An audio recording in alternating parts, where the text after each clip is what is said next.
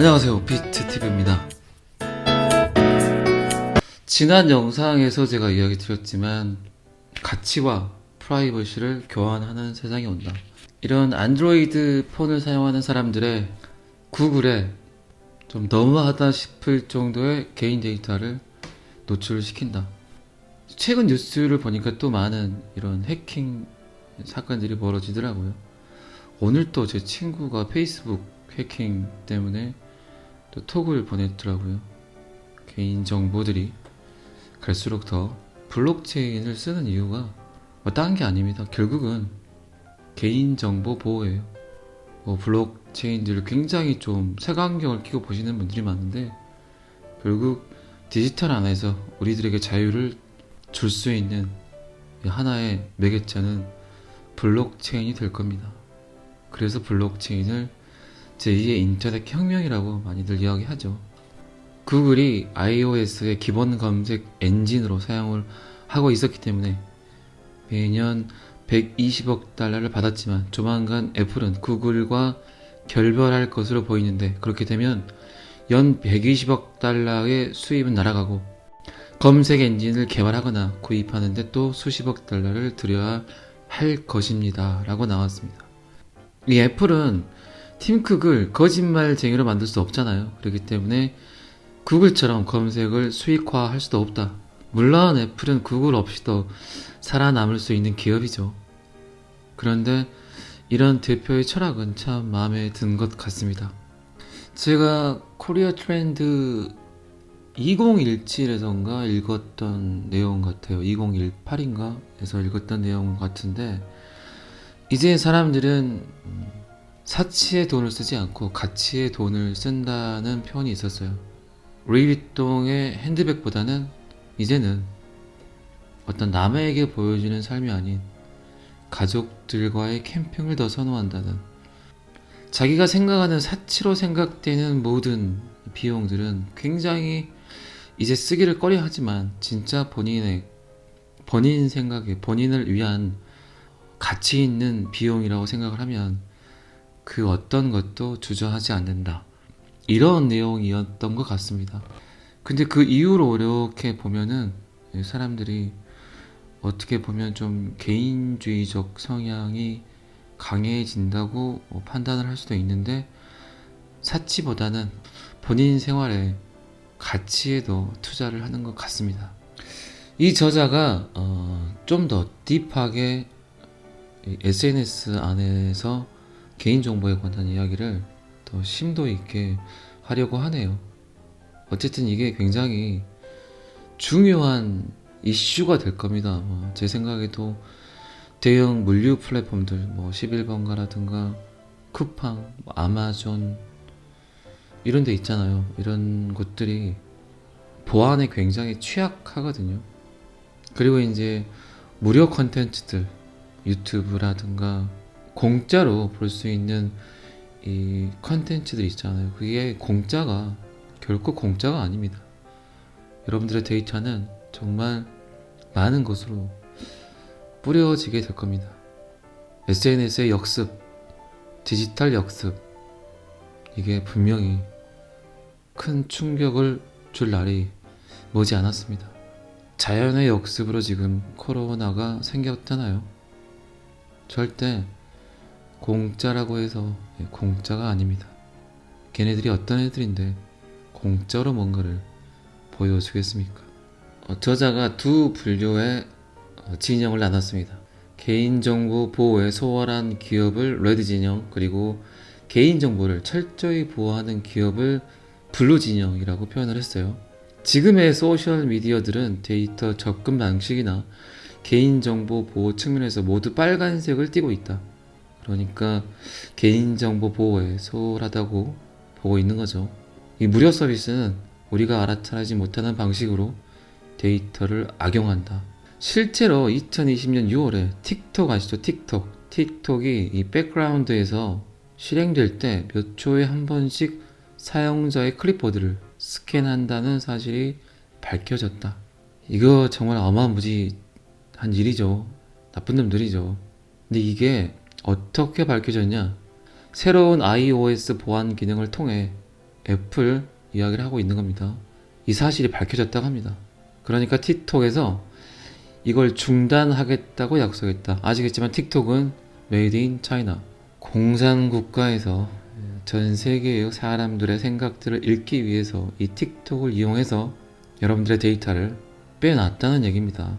그것도 인플루언서 뿐만 아니라 수많은 개인의 데이터, 개인의 취향, 음악, 스포츠, 문화, 오락, 그들의 생각들을 모두 다 취합을 해서 이거를 이제 상업적으로 이용을 하든 아니면 더 나쁜 것으로 이용을 할 수도 있죠. 이 저자도 이제 이런 말을 합니다. 그렇게 휴대폰에서 복사하고 클립보드에 붙여넣은 모든 내용이 현재 중국에 있는 데이터베이스에 저장되어 있을지도 모른다. 이 SNS의 역습이죠. 이렇게 광고를 통해 돈을 버는 플랫폼은 개인정보를 수집하는 봇이나 러시아 해커가 침입하기 쉽고 장점은 부족하면서 선동적이기만 한 아이디어를 자꾸 부추긴다. 그 안에서 노는 이 유저들에게 약간 선동적인 걸 많이 부추기긴 하죠. 그들의 영상을 메인에 노출을 시켜준다든가, 그러면서 그 안에서 있는 유저들끼리 경쟁을 계속 끊임없이 시키죠.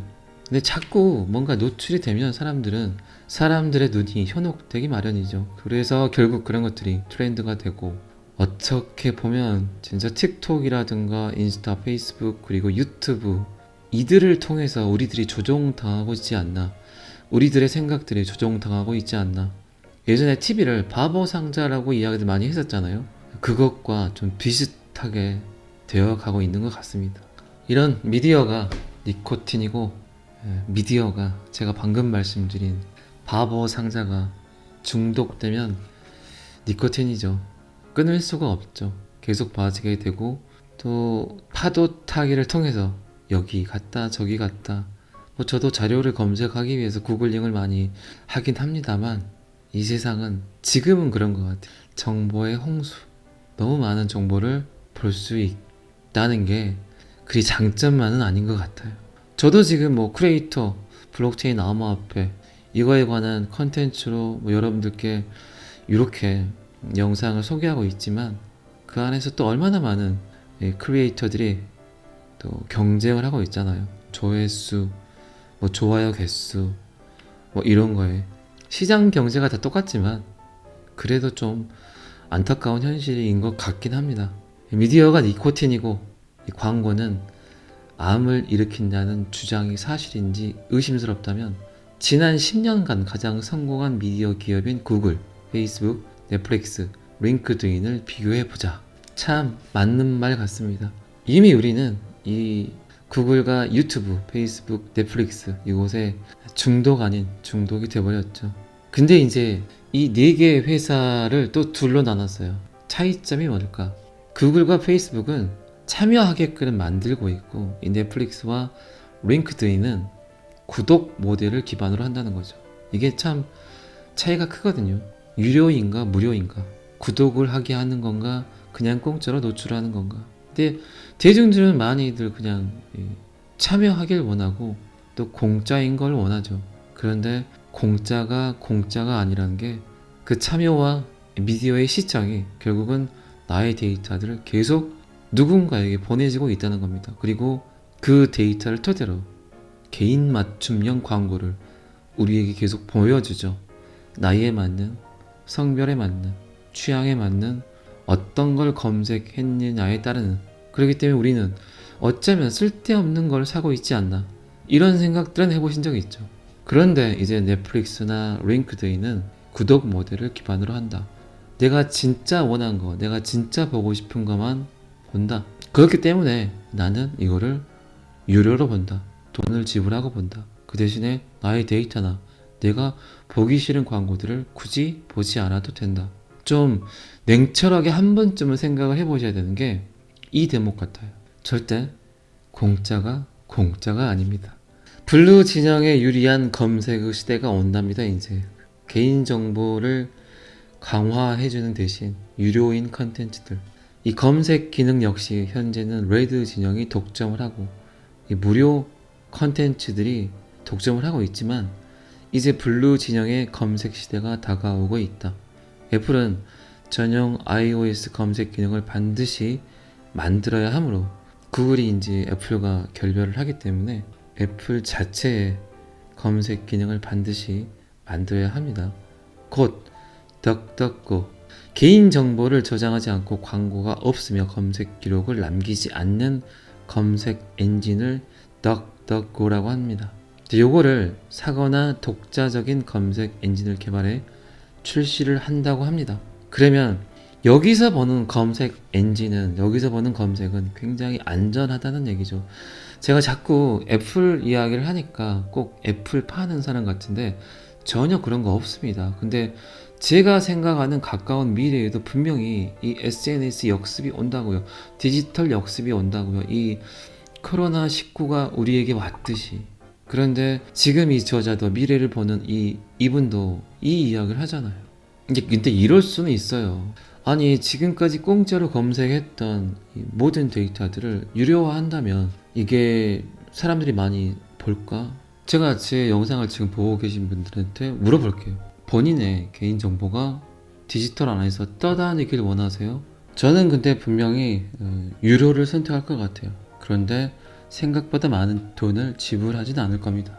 쓸데없는 광고를 보지 않아도 되고 또 그 광고에 현혹돼서 물건을 구매할 필요가 없으니까요. 아마 여러분들도 곰곰이 한번 생각을 해보시면 이 디지털 안에서 떠다니는 내 개인정보보다는 분명히 유료를 선택하실 거라고 생각을 해요. 저는 분명히 이 디지털 역습, SNS 역습, 해킹 이런 거는 정말 블록체인이 커버하지 않은 이상 엄청난 사회 문제를 일으킬 겁니다. 주위에 계신 분들 중에 분명히 그런 분들 계시잖아요. 해킹, 개인정보, 보이스피싱 무섭잖아요. 일단은 이렇게 놓고 보면 정말 구글이나 유튜브, 안드로이드 폰을 쓰는 사람들에게 얼마나 많은 이 검색만으로 돈을 벌었겠습니까? 그들은 이런 문제 때문에 구글 광고 사업 본부장을 역임한 사람이 최근에 구글의 경쟁사인 구독 모델, 무료 모델이 아닌 구독을 요구하는 모델을 사용하는 니바라는 곳을 설립을 했다고 합니다.